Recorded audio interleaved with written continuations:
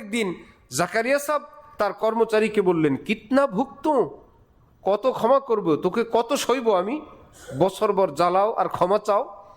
হজরত ইলিয়াস সাহেব পাশের রুম থেকে আসছেন, আল্লাহ আমার ভাতিজা কি বলে, কত ক্ষমা করব, কানে কানে বললেন, ইতনা ভুক্ত জিতনা ওহা ভুগতওয়ানা হে, ভাতিজা এতটা সহ্য করো যতটা আল্লাহকে সওয়াইতে চাও, এতটা ক্ষমা করো যতটা ক্ষমা আল্লাহ থেকে পাইতে চাও। আসসালামু আলাইকুম রহমতুল্লাহি ওয়া বারাকাতুহু। মেহরবানি করে পবিত্র রমজান মাস, আল্লাহ পাকের ঘর মসজিদ, কেউ কোনো প্রকার ছবি তুলবেন না, ভিডিও করবেন না। আলহামদুলিল্লাহ নাহমাদুহু ওয়া নাস্তাঈনুহু ওয়া নাস্তাগফিরুহু ওয়া নু'মিনু বিহি ওয়া নাতাওয়াক্কালু আলাইহি ওয়া নাউযু বিল্লাহি মিন শুরুরি আনফুসিনা ওয়া মিন সাইয়্যিআতি আমালিনা। من يهده الله فلا مضل له ومن يضلل فلا هادي له ونشهد أن لا إله إلا الله وحده لا شريك له ونشهد أن سيدنا ومولانا محمدا عبده ورسوله أما بعد فأعوذ بالله من الشيطان الرجيم بسم الله الرحمن الرحيم يا أيها الذين آمنوا كتب عليكم الصيام كما كتب على الذين من قبلكم لعلكم تتقون صدق الله مولانا العظيم وقال رسول الله صلى الله تعالى عليه وسلم من صام رمضان إيمانا واحتسابا غفر له ما تقدم من ذنبه ومن قام رمضان إيمانا واحتسابا غفر له ما تقدم من ذنبه ومن قام ليلة القدر إيمانا واحتسابا غفر له ما تقدم من ذنبه أو كما قال رسول الله صلى الله تعالى عليه وسلم। মোহতারাম মুসল্লিয়ানে কেরাম, আমি আল্লাহ পাক রব্বুল আলামিনের পবিত্র কালামের অংশবিশেষ তেলাওয়াত করলাম এবং হযরত রাসূল করিম সাল্লাল্লাহু আলাইহি ওয়াসাল্লামের একখানা হাদিস শরীফ পাঠ করলাম। আল্লাহ পাক কোরআন শরীফ এবং হাদিস শরীফের কামিল হেদায়েত আমাদের সকলকে নসিব ফরমান। কোরআনে পাক এবং হাদিসে পাকের নূরে আমাদের জীবনকে সুন্দর করার, আলোকিত করার তৌফিক দান করেন। পবিত্র রমজান মাস, রমজানের বারাকাত আমাদের সকলকে নসিব ফরমান। আমাদের উপর যে দায়িত্ব, কর্তব্য, আল্লাহ পাক সুন্দরভাবে আদায় করার তৌফিক দান করেন। আমরা যারা এখানে আছি, সারা পৃথিবীর যত মুসলমানরা আছেন, জীবিত আছেন, যারা কবরবাসী আছেন, আল্লাহ পাক সকলকে মাফ করে দেন। হযরত রাসূল করিম সাল্লাল্লাহু আলাইহি ওয়াসাল্লাম ইরশাদ করেন, যে ব্যক্তি ঈমানের সাথে আল্লাহর সন্তুষ্টির আশায় রমজান শরীফের রোজা রাখবে, আল্লাহ পাক তার অতীতের সমস্ত গুনাহ মাফ করে দিবেন। এবং তিনি ইরশাদ করেন, যেই ব্যক্তি রমজান শরীফের ঈমানের সাথে সওয়াবের আশায়, আল্লাহ পাকের সন্তুষ্টির আশায় তারাবির নামাজ আদায় করবে, আল্লাহ পাক তার জীবনের সমস্ত গুনাহ মাফ করে দিবেন। একই হাদিসে তিনি ইরশাদ করেন, যেই ব্যক্তি লাইলাতুল কদরে আল্লাহ পাকের বন্দিগি করবে, আল্লাহ পাক তার জীবনের সমস্ত গুনাহও মাফ করে দিবেন। আল্লাহ পাক আমাদেরকে সমস্ত নেয়ামত হাসিল করার তৌফিক দান করেন। তিনি মালিক, তিনি আমাদের সৃষ্টিকর্তা। তিনি যদি বান্দার ছোট্ট আমলকে বেশি দামে খরিদ করেন, এই ব্যাপারে তিনি স্বাধীন। তিনি আহাদ, তিনি সমাদ, কারো কাছে জবাবদিহিতা করতে হয় না। তিনি যদি ছোট্ট কিছুকে বড় দামে খরিদ করেন, তিনি মুখতার, তিনি ক্ষমতা রাখেন। তিনি ইরশাদ করেন, আমার বান্দা হাজার পাপ করুক, ভুল বিচ্যুতি করুক, জুলুম অত্যাচার করুক, নিজের জীবনটা যদি গুনায় জর্জরিতও করে ফেলে, আমার ভয়ে তার চোখের কোণায় যদি সামান্য একটু পানিও আসে, তার উপর আমি জাহান্নামকে হারাম করে দিই। চোখের পানিকে তিনি এত দামে খরিদ করবেন, তিনি স্বাধীন, তিনি কারোর কাছে জবাবদিহি করতে হবে না। পেয়ারা রসুল সাল্লাল্লাহু আলাইহি ওয়াসাল্লাম, যিনি আল্লাহ পাকের রহমতের খাজানার খবর রাখেন, তিনি আরেকটু ব্যাখ্যা করে বললেন, ইবকু, আমার উম্মত, আল্লাহ পাকের কাছে কান্নাকাটি করো। ফা ইল্লাম তাবুকু, আমাদের মতন দুর্বল কমজোর মুমিনদের প্রতি, উম্মতের প্রতি লক্ষ্য করে নবীজি বলেন, কান্না যদি না আসে আমার, সেই উম্মতের কি হবে? কানতে চায় কিন্তু কান্না আসে না। তিনি তাদের জন্য আরেকটা পথ বললেন, ফা ইল্লাম তাবুকু, কানতে যদি না পারো, কান্না যদি না আসে, ফাতাবা কাউ, কান্নার ভান করো। আমি আল্লাহর রহমতের খবর জানি, কানলেও তিনি ক্ষমা করবেন, কান্নার ভান করলেও তিনি ক্ষমা করে দিবেন। এই হাদিস যখন আমরা তিরমিজি শরীফে পড়ি, বাংলাদেশের বিখ্যাত মুহাদ্দিস, এশিয়া মহাদেশের শ্রেষ্ঠ আলিমি দ্বীনের অন্যতম, বাংলাদেশের নক্ষত্র আরিফ বিল্লাহ হজরত মাওলানা শাহ আব্দুল মতিন বিন হুসাইন সাহেব দামাত বারাকাতুহুম, সারা পৃথিবীতে আলেম ওলামাদের কাছে যিনি অত্যন্ত সমাদৃত, গ্রহণযোগ্য, তিনি ব্যাখ্যা করতে গিয়ে বলেন যে কোনো বাচ্চা ছোটবেলা সকাল থেকেই বাবার নিকট বায়না ধরলো, আমার জন্য মিমি আনতে হবে, চকলেট আনতে হবে। বাবা বললেন যে আনবো না, এগুলো ভালো না, স্বাস্থ্যকর না, ইত্যাদি ইত্যাদি। কিন্তু দীর্ঘ সময় কান্নার পর বিরক্ত হয়ে শেষে বলল, আচ্ছা থামো, নিয়ে আসবো। ছোট ছেলে দেখলো, আমি তো সকাল থেকে কান্না আরম্ভই করি নেই, ভাইয়া তো সাকসেস, দীর্ঘ সময় কান্নার পর বাবা তার জন্য আনবেন, আমি কি করব? হযরত বলেন, ছোট্ট ছেলে বাবার এই ঘোষণা দেখে গাল বাঁকা করে ওয়ালের সঙ্গে হেলান দিয়ে দাঁড়ায় আছে। কি ব্যাপার? ঠিক আছে থামো, তোমার জন্য নিয়ে আসবো। হযরত বললেন, একজন দীর্ঘ সময় কান্না করে চকলেট মিমি পায়, আরেকজন একটু গাল বাঁকা করেও পায়।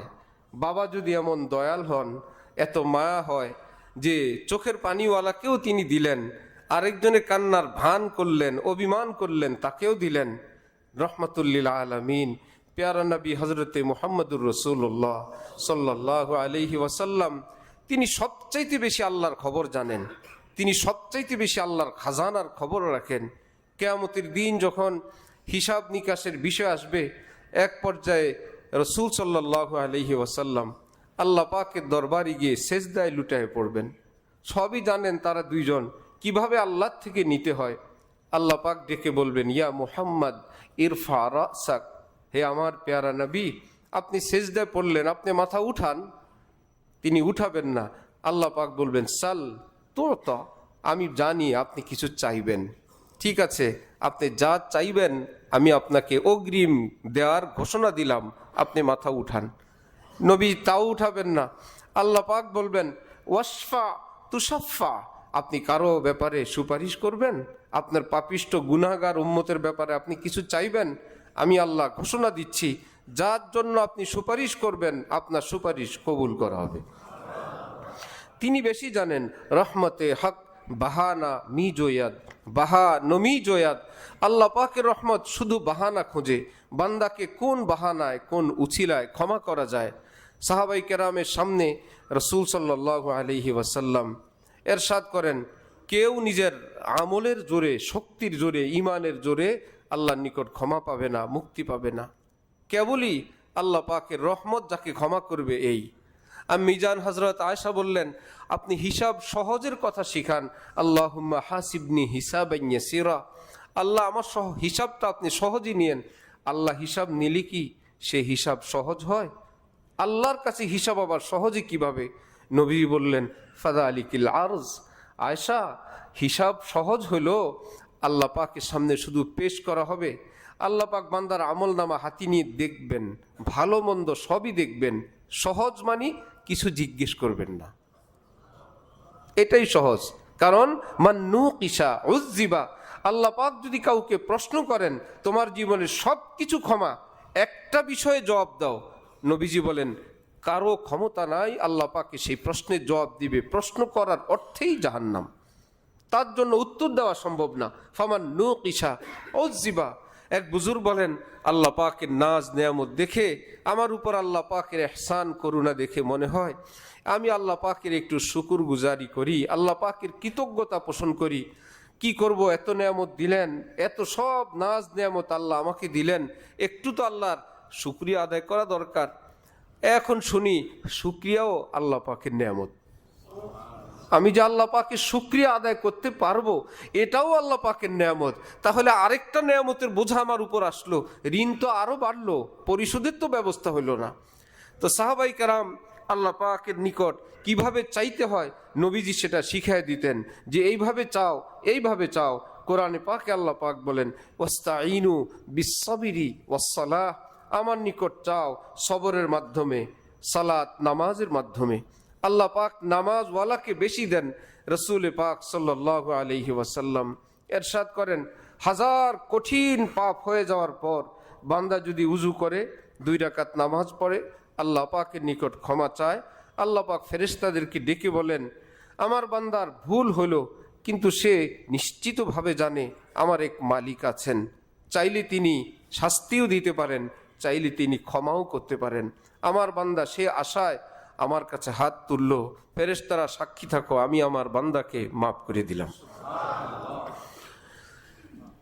উহুদ যুদ্ধে অত্যন্ত নির্মমভাবে হযরতে হামজা রাদিয়াল্লাহু তাআলা আনহুকে যে শহীদ করল ওয়াহশী, এক পর্যায়ে নবীজি সে নবীজির চাচা হত্যাকারী ওয়াহশীর নিকট তওবার বার্তা প্রেরণ করলেন।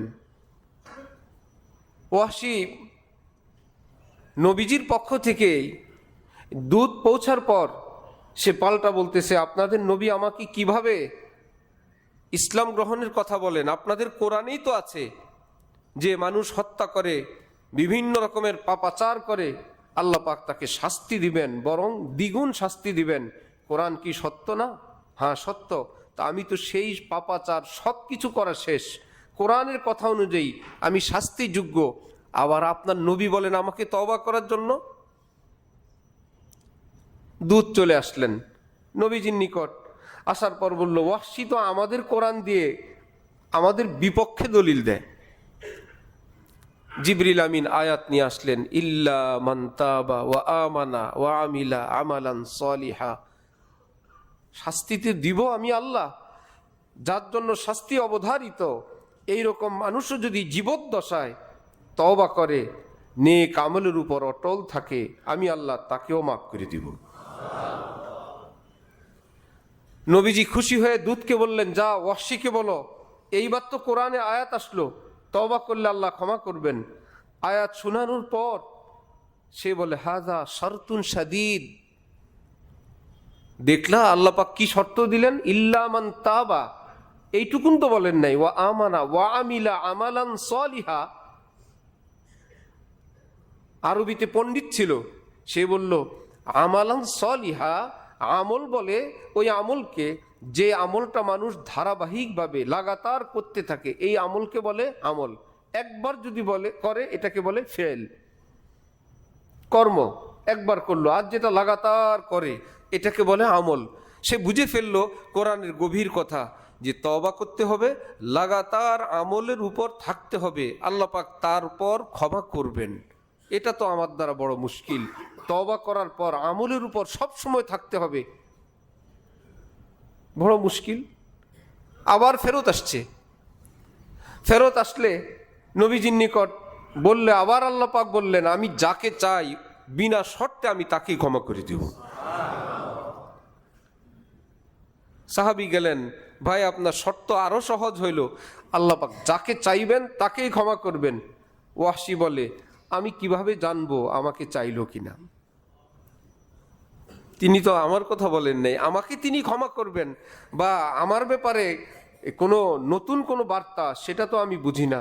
তিনি যাকে চান আমাকে চাইবেন সেটা তো আতি স্পষ্ট না। আবার দুধ ফেরত আসছে।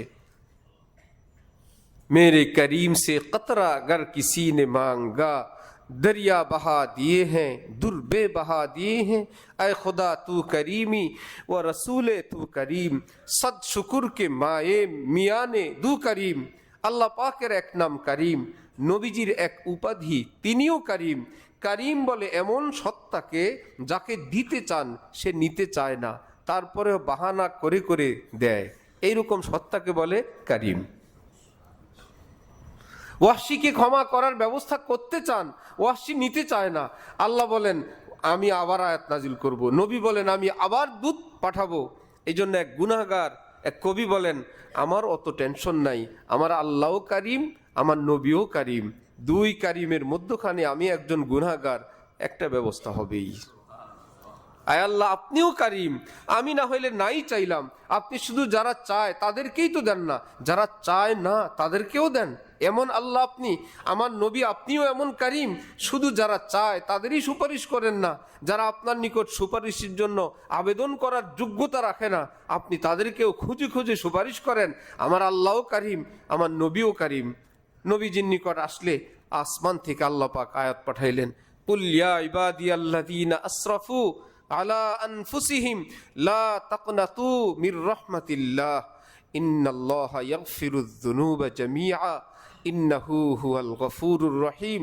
হে নবী আপনি বলেন তো আমার বান্দাদেরকে, যাদের জীবনে জুলুম অত্যাচারের কোনো সীমা নাই, জুলুম অত্যাচার করে যারা ডুবে গেছে গুনার মধ্যে, জর্জরিত গুনায়, আপনি তাদেরকে বলেন লা তাকনাতু মির রাহমাতিল্লাহ, আল্লাহর রহমত থেকে নিরাশ হয়েও না। ইন্নাল্লাহা ইয়াগফিরুয যুনুবা জামিআ, আল্লাহ পাক তোমার জীবনের সমস্ত গুনাহ মাফ করে দিবেন।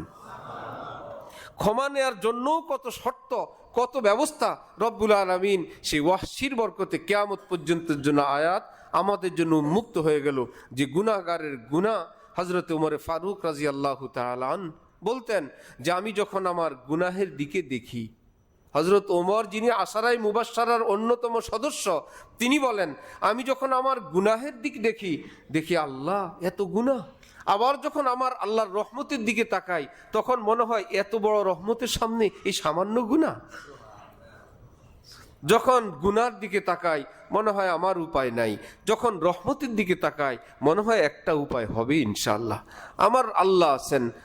साई भरोसा जान के पाप किया भरमू, जैसे नार कुक्रम करे और छुपे पिया के उड़। हिंदी भाषाয় প্রবাদ যে কারো স্বামী কোনো নারীর প্রভাবশালী বড় পাওয়ারফুল, সেই পাওয়ারে মহিলা আশপাশের অন্যান্য নারীদেরকেও দাপট দেখায়, যার তার উপর সে আক্রমণ করে, হামলা করে, ঝগড়া করে যে আমার স্বামী আছে, কেউ স্বামীর ভয়ে কিছু বলে না। একদিন স্বামী নাই কাছে ধারে, সবাই ঘিরে ধরলো যে আজকে তাকে শিক্ষা দিব। এর মধ্যেই সে দিল এক দৌড় স্বামীর কাছে। এক বুজুর্গ বলেন সাই ভরসা জানকে পাপ কিয়া ভরবু, স্বামীর ভরসায় অনেক পাপ করলো, অপরাধ করলো, জেসে নার কুক্রম করে আর ছুপে পিয়া কেহুর। এ আল্লাহ আমরাও এরকম আপনার ভরসায় আমরা তো অনেক গুনাহ করে বসে গেছি, আমরা তো শুনছি আপনি আছেন আল্লাহ, এই ভয়ে এখন তো আমরা কাঁপতেছি, আপনি আমাদেরকে দয়া করে মাফ করে দেন। আমরা তো জানি আপনি গফুর বলছেন, আপনি রহিম বলছেন, আপনি ওয়াদুদ বলছেন। রব্বুল আলামিন বলেন আপনি বলেন আমার ওই বান্দাদেরকে যারা জীবনের সীমাহীন পাপ করলো। বুজুর্গানি দিন বলেন সারা জীবনের পাপ অত বড় পাপ না, খুব খেয়াল করবেন। সারা জীবনের পাপাচার, নামাজ পড়ে নাই, রোজা রাখে নাই, নেশা করলো, নষ্টামি করলো, বদচরিত্র করলো, এই ধরনের বা আরো যত ধরনের সমস্ত পাপগুলো অত বড় পাপ না, আল্লাহ আমাকে ক্ষমা করবেন না অথবা আল্লাহ অমুক ব্যক্তিকে ক্ষমা করবেন না, এই একটা কথা বা একটা ধারণা এর চাইতে বড় পাপ। নিজের ব্যাপারে হোক অন্যের ব্যাপারে হোক। নবীজি বলেন আগের কারের দুই উম্মত, একজন দিনদার আরেকজন গুনাহগার, দুজনের বন্ধুত্ব দোস্তি। দিনদারওয়ালা পাপিষ্টকে মাঝে মাঝেই বুঝায় যে এগুলো করবা না, ঠিক না। সে কিছুদিন ভালো থাকে আবার গুনাহ করে, আবার ভালো আবার গুনাহ। হঠাৎ একদিন গুনাহ লিপ্ত দেখে নেককার বন্ধু বলে বসলো যে আল্লাহর কসম, আল্লাহ তোকে ক্ষমা করবে না, এত সীমা লঙ্ঘন তুমি করো, এতবার তোমাকে বুঝাই, আল্লাহ পাক তোমাকে মাফ করবেন না। ইন্তেকাল হইল, রসুল সাল্লাল্লাহু আলাইহি ওয়াসাল্লাম ইরশাদ করেন, আল্লাহ পাক দুজনকে ডাকলেন, নেককার মানুষটাকে ডাকলেন আর গুনাহগারকেও ডাকলেন। গুনাহগারকে জিজ্ঞেস করলেন যে তুমি কিছুদিন পর পর গুনাহ, তোমাকে বুঝানোর পর আবার গুনাহ, বিষয়টা কি বলো তো? আল্লাহ, আমি নফসের কারণে, শয়তানের কারণে গুনাহ করে ফেলি, কিন্তু আমার মনে একটা আওয়াজ আসে, আমার আল্লাহ একজন আছেন, আমাকে তিনি ক্ষমা করে দিবেন। হাজ্জাজ বিন ইউসুফ কঠিন এক জালেম বাদশাহ মুসলিম ইতিহাসে। এই জালেমের ভালো কাজও আছে, মন্দ কাজও আছে। কোরআনে পাকে যে জের জবর হরকত লাগানো হাজ্জাজ বিন ইউসুফের শাসন আমলে। কাবা ঘর যে সরকার আসে নতুন ভাবে নির্মাণ করে নিজেদের হাক ডাক নামের জন্য, আবার নতুন সরকার আসে আবার নির্মাণ। আলেম ওলামারা দেখলেন এই ঝামেলা, তো আলেমরা সারা পৃথিবীর একমত হইলেন কাবা ঘর যেমন আছে এমনই থাকবে কিয়ামত পর্যন্ত, নতুন ডিজাইনও হবে না আর নির্মাণেরও প্রয়োজন নাই। কিন্তু তার পূর্বে যেই নির্মাণ ছিল সেটা হাজ্জাজের, মানে বর্তমান নির্মাণ, হাজ্জাজ বিন ইউসুফের আমলে করা নির্মাণ, তার উপর এখন এজমা আর হাত দেওয়া যাবে না। কাবা ঘর নির্মাণ, কোরআনে পাকের হরকত লাগানো, এইরকম বড় বড় কাজও আছে। আবার সাহাবী হত্যা, তাবি হত্যার মতন জঘন্য অপরাধও হাজ্জাজ বিন ইউসুফ করছে, কঠিন কঠিন। একদিন তার মা তাকে প্রশ্ন করলো, হাজ্জাজ, আল্লাহ পাক তোকে মাফ করবেন? হাজ্জাজ বিন ইউসুফ তার মাকে বলল, আচ্ছা মা, আমার ভালো মন্দ সবই তুমি জানো, আমার হিসাবটা যদি আল্লাহ পাক তোমার কাছে দেন। হাজ্জাজের মা, তোমার ছেলের বিচার তুমি করো, এই জান্নাতের চাবি, এই জাহান্নামের চাবি, তুমি চাইলে জান্নাত দিতে পারো, তুমি চাইলে জাহান্নামেও ফেলতে পারো, তুমি বিচার করো, তার ভালো মন্দ সব জানো। মা, তোমার কাছে আমার প্রশ্ন, তুমি কি করবা? জাহান্নামে ফেলবা? মা কান্না আরম্ভ করছে, না, আল্লাহ যদি আমাকে সুযোগ দেন আমার বাবারে আমি জান্নাত দিয়ে দিব। হাজ্জাজ বিন ইউসুফ বলল, তোমার বুকে সামান্য একটু মায়া ভিক্ষা দিয়ে নেওয়ালা আল্লাহ, আমার আল্লাহর কাছেও আমার আশা, আমার আল্লাহ আমাকে মাফ করে দিবেন। একটু পরেই তার মৃত্যু হয়ে গেছে। বুজুর্গানি দিন বলেন, জালেম শেষ কথা তো এমন কথা বলছে, আশা করি আল্লাহ পাক ওই কথার উসিলায় তাকে মাফ করে দিবেন। এই জন্য গুনার জায়গায় বড়, কিন্তু আল্লাহ পাকের রহমত কি অল্প বড় না অনেক বড়? অনেক বড় বলতে সারা পৃথিবীর সমস্ত মানুষের পাপগুলো আল্লাহ পাকের রহমতের সামনে একটা সরিষার দানার বরাবর না। সমস্ত মানুষের পাপ, সেই মানুষ যদি বলে আমার ক্ষমা হবে কিনা, অমুকের ক্ষমা হবে কিনা। আরিফ বিল্লাহ হযরত মাওলানা শাহ হাকিম আখতার রহমতুল্লাহ আলাই, মস্ত বড় বুজুর্গ আল্লাহওয়ালা, তিনি বলেন, হাতির শিঙের উপর মাছি বসে যাওয়ার সময় কানে কানে বলে, আমাকে ক্ষমা করবেন। কি ব্যাপার? বিনা পারমিশনে আপনার মাথার উপর আমি চেপে বসার কারণে আপনার আমার ভারে ওজনে নিশ্চয় আপনার অনেক কষ্ট হয়েছে। হাতি বলল, জালেম, তুমি কখন বসছো, কখন আবার উঠছো, কতক্ষণ থাকছো আমি জানিও না। অথচ দোনোটাই কি আল্লাহর মাখলুক? এমন না যে পৃথিবীর সবচেয়ে বড় প্রাণী হাতি, বিশাল বিশাল প্রাণী আছে, হাতি একটু বড় সাইজের প্রাণী, মাছি ছোট্ট, সেই মাছির তার হাত আছে, পা আছে, মাথা আছে, পেট আছে, পর আছে, কত কিছু, তার দৃষ্টিতে তো সে বিশাল, সে ভাবতেছে এত বড় প্রাণী আমি। সে হাতির শিঙে বসলে হাতি বলে, আমি টেরও পাই নাই। ঠিক সারা পৃথিবীর মানুষগুলো যখন আল্লাহর রহমতের দরিয়ায় যাবে, রহমতের দরিয়া বলে, আমি টেরও পাই নাই। তোমার মতো কত পাপিষ্ঠকে আমরা ক্ষমা করে দেই, আমরা পবিত্র বানায় দেই। এই জন্য রমজান মাস আল্লাহ পাক থেকে ক্ষমা নেওয়ার মাস। রাসূল সাল্লাল্লাহু আলাইহি ওয়াসাল্লাম ইরশাদ করেন, রোজাদার বান্দা বান্দীদের দোয়ার সাথে আমিন আমিন বলার জন্য আল্লাহ পাক রমজানের চাঁদ উঠার সাথে সাথে আল্লাহর আরশ বহনকারী ফেরেশতাদের সমস্ত দোয়া দুরুদ ওজিফা পাঠ বন্ধ করে নির্দেশ জারি করেন, তোমাদের কাজ একটাই, আমার রোজাদার বান্দাবান্দি দোয়া করতে থাকবে, সাথে তোমরা কেবল আমিন আমিন বলতে থাকবা।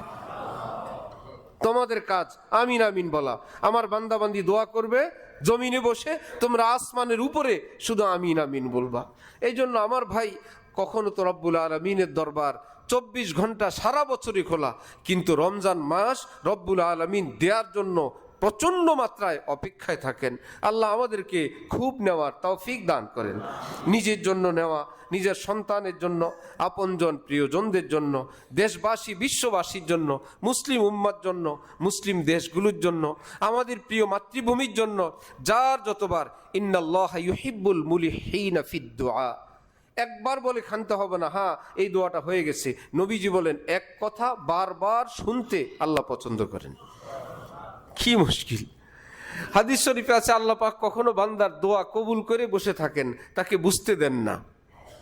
কেন? দুনিয়ার কাউকেই তো বুঝতে দেন না। আল্লাহ পাক বলেন আমি যদি বান্দাকে খবর দিয়ে দিই দোয়া কবুল, এত সুন্দর করে আর কানবে না। তার চোখের পানি আমার কাছে বড় ভালো লাগে, দেখতেও ভালো লাগে। তার এই চোখের পানি গাল বেয়ে বেয়ে পড়ে, মিসকিনের মতন উঠতে বসতে লাগা হয় এক ধ্যান, যে 24 ঘন্টা তার মনে এক ধ্যান। একটু দোয়া কবুলের সময় পাইলেই চুপে চুপে বলে আল্লাহ আমার এই বিপদটা, আল্লাহ আমার এই মুসিবতটা। মক্কা শরীফ, মদিনা শরীফ, শবে বরাত, শবে কদর, রমজান, ইফতারের আগে শুধু কি গরিব মানুষরা মুনাজাত করে না? সবাই।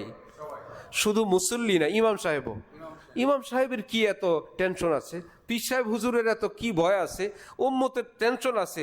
নবীর তো কোনো গুনাহ নাই, নবীও আল্লাহ পাকের কাছে হাত পেতে বসে আছেন।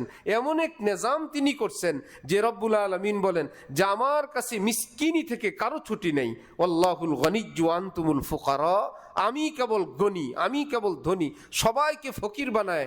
ফকিরের বাটি 2 হাতকে একত্রিত করে বললেন যাও আমার দরবারও খোলা আছে, তোমার বাটিও সাথে আছে, যখন লাগবে হাত তুলবা, আমার দরবার সব সময় খোলা, 24 ঘন্টা খোলা।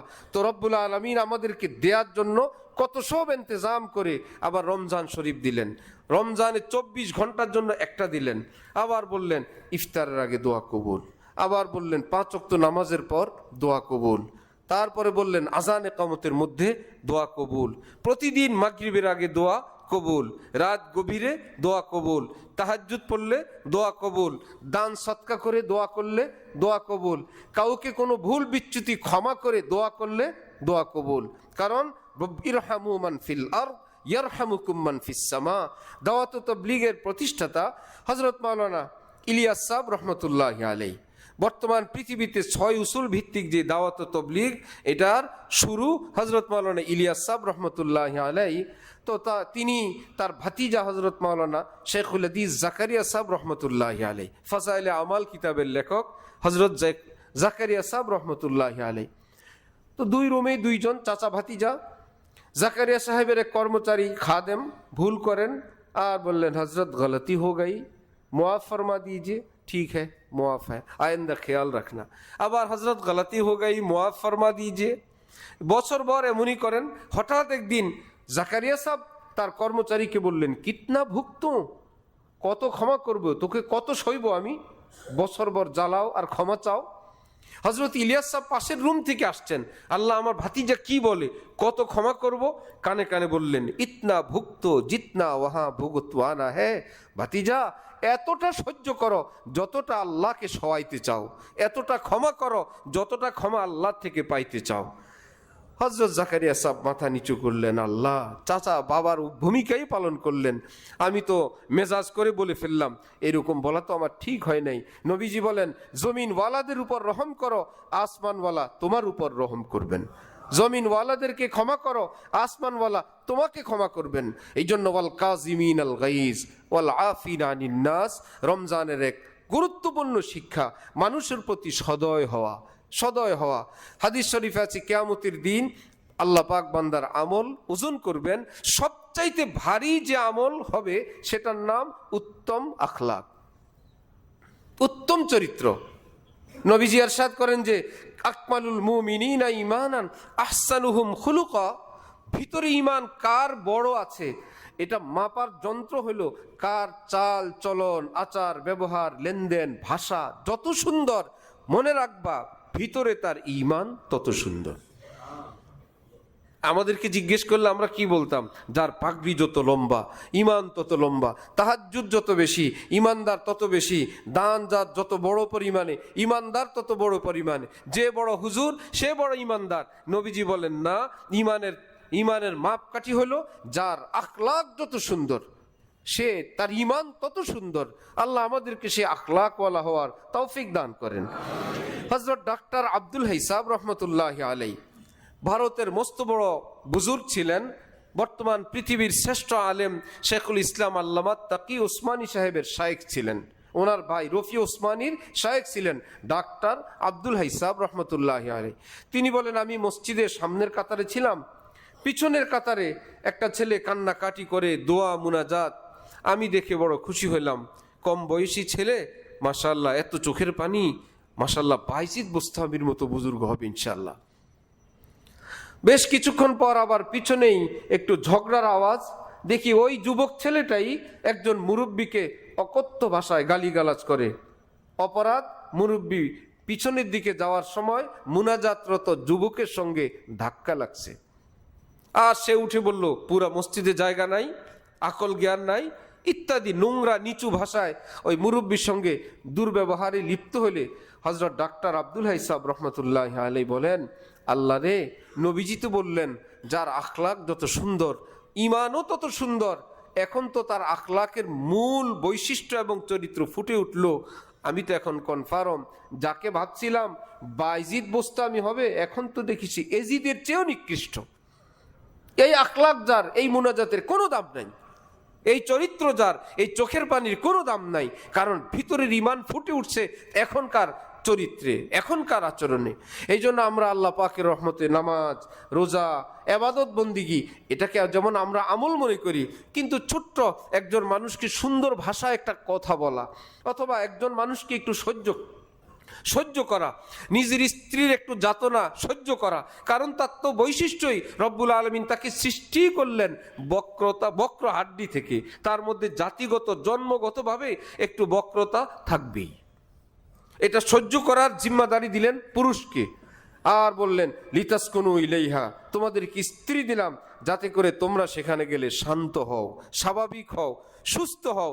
এবং আল্লাহ পাক আমাদেরকে একজন পুরুষ একজন নারীকে দিয়ে এই জীবনটাকে এমন ব্যালেন্সের ব্যবস্থা করলেন, সেটাকে বুজুর্গানি দ্বীন বলেন তিক্ত ঔষধ, যেরকম মানুষ উপকারের জন্য পান করে, আল্লাহ পাক স্ত্রীর মুখে কিছু তিক্ত আচরণ, ব্যবহার ইত্যাদি ইত্যাদি ওই পুরুষের উপকারের জন্য মেডিসিন হিসাবে দিয়ে রাখছেন।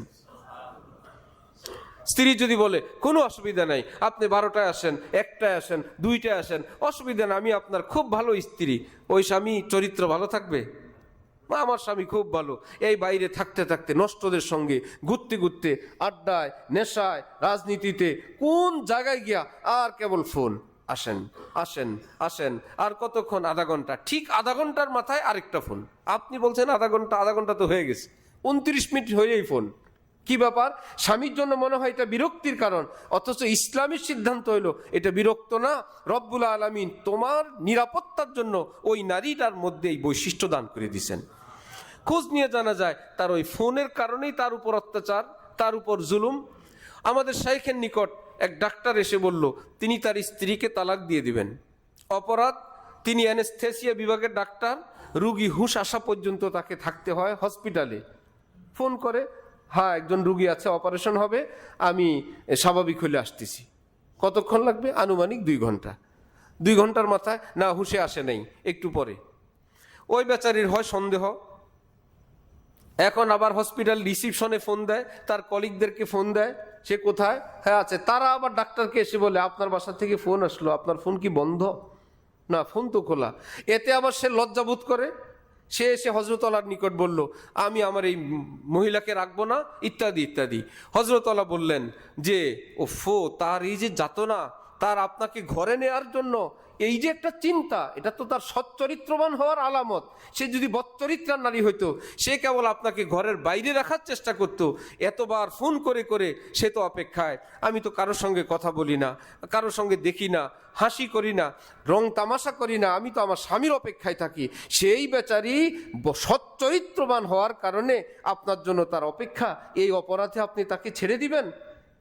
সেই বেচারা এখন চোখের পানি ছেড়ে আর বলে আল্লাহ, তার এই রকম জ্বালা যাতনার মধ্যেও আপনি একটা গুণ বের করলেন। হুজুর, আমি ওয়াদা করলাম আমি আর এই সিদ্ধান্ত নিব না, আমি আমার এই দিনদার স্ত্রী নিয়েই থাকবো। এইরকম হাজার বিষয় আছে যেটাকে আমরা দেখি উপরে উপরে একরকম, কিন্তু তার ভিতরটা ভিন্ন রকম থাকে। রব্বুল আলামিন আমাদেরকে বললেন, একে সহ্য করা তোমার কর্তব্য, তোমাকে সহ্য করা আমি আল্লাহর কর্তব্য। কি সইলাম আমরা, কি সইবেন তিনি? তিনি বলেন যে যে ক্ষমা করবে আমি তাকে ক্ষমা করব, যে সইবে আমি তাকে সইব, যে আমার জন্য আমার বান্দাদের ভুল বিচ্যুতি, আমার বান্দার ভুল বিচ্যুতি যে গোপন রাখবে, আমি আল্লাহ সেই বান্দার সমস্ত গুনাহ মানুষের কাছে গোপন রেখে দিব। আমরা করব কি? ছোট্ট কিছু, তিনি করবেন বড় কিছু। তো এই রমজান মাস শুধু রোজা রাখার মাস না, শুধু সাহরি ইফতারের মাস না, শুধু তিলাওয়াতের মাস না, চরিত্র সংশোধনের মাস, আল্লাহর আপন হওয়ার মাস, আল্লাহর ঘনিষ্ঠ হওয়ার মাস। এক কথায় যে রমজান আল্লাহ আমাদের কি দিলেন? লাআল্লাকুম তাত্তাকুন, কোরআনের ভাষা। এর অর্থ আল্লাহ পাক বলেন, তোমাদেরকে আমার বন্ধু বানানোর জন্য, আপন বানানোর জন্য, পাক সাব বানানোর জন্য আমি তোমাদেরকে রোজা দিলাম। আমি ফেরেশতাদেরকে বলবো, দেখলা আমি নির্দেশ করলে খাওয়া বন্ধ, আমি নির্দেশ করলে খাওয়া শুরু। গোপনে নির্জনে একটু পানীয় পান করে না, একটু কত সুযোগ থাকে কিচ্ছু করে না। দেখলে ফেরেশতারা বান্দার পেটের ক্ষুধাও আছে, বাইরে খাবারও আছে, খাবার গ্রহণের প্রচণ্ড সুযোগও আছে, প্রচণ্ড তৃষ্ণা, আবার খাবার গ্রহণের সুযোগ। খায় না কেবল একটাই কারণ, আমার বান্দার বিশ্বাস আছে আমার আল্লাহ আমাকে দেখেন। কেউ দেখেন না, আল্লাহ আমাকে দেখেন। এই জন্য হাদিসে পাকে নবীজি হাদিসে কুদসিতে বলেন, আল্লাহ পাক রব্বুল আলামিন বলেন, রোজা বান্দা আমার জন্য রাখে, রোজার পুরস্কার আমি আল্লাহ নিজ হাতে দান করব। আল্লাহু আকবার। কাউকে যদি আপনাদের কাছে, আমাদের কাছে সংবাদ আসে যে এলাকার কমিশনার সাহেব অনুদান দিলেন, আমাদের কি ধারণা হবে? প্রত্যেককে 1 কোটি করে। কমিশনার সাহেব যদি অনুদান দেয়, আমাদের ধারণা কি হবে? কমপক্ষে 1 কোটি হবে, এরকম। সে তার মতন দিল। আচ্ছা, খবর যদি আসে এমপি সাহেব দিলেন নিজের হাতে, তাহলে কারো কি ধারণা হবে? কমপক্ষে 10 টাকা করে। কেন ভাই? সংখ্যা তো বলা হয় নাই, ঘোষণার মধ্যে বলা আছে এমপি সাহেব দিলেন অথবা এমপি সাহেব দিবেন। তো তিনি যেহেতু দিবেন, কমপক্ষে 10 টাকা, এই কথা কেউ ধারণা করবে না। না, এমপি সাহেব 10 টাকা দেয় না, হইতেই পারে না, বড় কিছুই দিবেন। যদি বলেন মন্ত্রী সাহেব নিজের হাতে দিবেন, সেটা আরো বড়। যদি বলে প্রধানমন্ত্রী বাদশাহ আজকে নিজ হাতে দিবেন, আল্লাহ, তাহলে তো আজকে সবাইকে 100 টাকার নোট দিবেন। না না, হইতেই পারে না। বাদশাহ 100 টাকার নোট এ তো নিজের হাতে দিবেন, এটা হইতে পারে না। বাদশাহ বড়। যে মহান আল্লাহ, সকল বাদশার বাদশাহী ভিক্ষা তিনি দেন, তিনি যদি বলেন আমি আমার হাতে দিব, সুবহানাল্লাহ। কি দিবেন, কতটুকুন দিবেন বললেন, সেটা তোমার জানার দরকার কি? কে দিবেন এটা শোনো নাই? বাদশাহ দিবেন, এটা শুনলে তোমার ধারণা বড় হয়। বাদশাহ দিবে, বড় কিছুই দিবে। তাহলে সকল বাদশার বাদশাহ মহান আল্লাহ। আমি যখন বললাম আমার হাতে দিব, সংখ্যা জানতে চাও কেন? কে দিবেন এটা জেনে রাখো। আমি আমার বান্দার ইখলাস, মোহব্বত, চোখের পানি সব কিছু বিবেচনা করে আমি আমার মতন দিব। মেরে করিম সে কতরা गर किसी ने मांगा दरिया बहा दिए हैं दूर बेबहा दिए हैं। আল্লাহ আমাদেরকে এই রমজানে আল্লাহ নিকট চাওয়ার তৌফিক দান করেন। রমজান কি রোজা রাখার না ওলি হওয়ার? ওলি শব্দ শুনলে অনেকে ভয় পায়, যে বলে কি হুজুর মানুষ আপনারা ওলি আল্লাহ হন, আমরা ওলি আল্লাহ হইতে পারবো না। কোরআনের ভাষা হইল গুনাহমুক্ত মানুষ আল্লাহর ওলি। গুনাহমুক্ত মানুষ কি? তাহলে এখন বলেন, আমরা কি গুনার ভিতরে থাকতে চাই না মুক্ত হইতে চাই? কেউ কি আছে যে না হুজুর আমি গুনাহ মুক্ত হইতে চাই না? না, আপনি ওয়াজ করেন, যাই করেন, আমি কিন্তু গুনাহ ছাড়বো না। আমি কিন্তু আমি সাধারণ মানুষ, আমি ব্যবসায়ী, আমি চাকরিজীবী, আমি গুনাহ ছাড়তে পারবো না। আমার পাক্কা সিদ্ধান্ত আমি গুনাহ নিয়েই বাঁচবো, এরকম কেউ নেই। না, সবারই আশা, চোরও নিয়ত করে চুরি ছাড়বো, ডাকাতও ভাবে ডাকাতি ছাড়বো, সুদ ঘুষে জড়িত মানুষও ভাবে না আর করবো না, এটা বর্জন করেই দিব। কোনো মানুষের আশা নাই গুনার মধ্যে থাকবো। ইনাউলিয়াউহু ইল্লাল মুত্তাকুন। এর এক তাফসীর হইল, কোরআনে পাকে আল্লাহ পাক বলেন যে গুনাহ বর্জন করে দেয়, আমার সেই বান্দাকে আমি সাধারণ বান্দাকে মুসলিমের খাতায় রাখি না, আমার বন্ধুদের কাতারে শামিল করে দিই। কি ট্রেনিং সেটা? সারা বছর আমরা করণীয় আমলগুলো করি, নামাজ পড়ি, দান করি, তেলাওয়াত করি, করণীয়গুলো। রমজানের রোজা কি আমল? এটা আমাদের করণীয়, বর্জনীয়। খাওয়া বর্জন, স্ত্রীর কাছে যাওয়া বর্জন, গীবত বর্জন, জুলুম অত্যাচার বর্জন। বর্জনীয় আমলের একটা ট্রেনিং হলো রমজান। নিজের অভ্যাসের সকালের ব্রেকফাস্ট, দুপুরের খাবার, বিকালের চা, মাথা গরম হয়ে যায় সময় মতন খাবার প্রস্তুত না থাকলে, সব গরমের মাথা এখন কি ঠান্ডা, যে কারণ বর্জন। হালালও বর্জন। 3 বেলা খাবার কি হারাম ছিল না হালাল ছিল? হালালও বর্জন। তাহলে হারাম কি থাকবে না? সেটাও বর্জন। বর্জনের একটা ট্রেনিং মুসলিম সমাজের মধ্যে, করণীয় ট্রেনিং ব্যাপক। দান করা চাই, ভালো কাজ করা চাই, কিন্তু গুনাহ বর্জন করা চাই, এই ট্রেনিংটা আমাদের মধ্যে কম। ভালো মানুষের ঘরে দেখা যায় সব আছে, কিন্তু ঘরে পর্দা নেই, পর্দার পরিবেশ নেই। হ্যাঁ, নামাজ আছে, রোজা আছে, সাপ্তাহিক রোজা আছে, মনে করে আমল করলে আমল বলা হয়। নিশ্চয়ই আমল করলে আমল বলা হয়, কিন্তু আমলের 2 চাকা।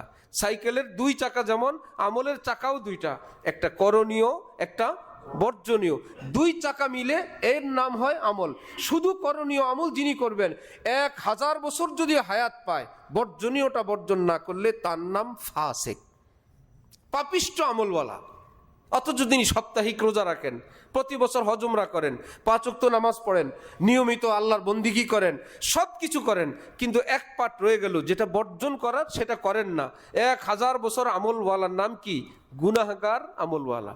আরেক বেচারা এত আমল করেন না, কিন্তু গুনাহ করেন না। যেটা করণীয় করে নেন, হালাল খান, আর কোনো ধরনের জুলুম অত্যাচার পাপ সীমালঙ্ঘন করেন না।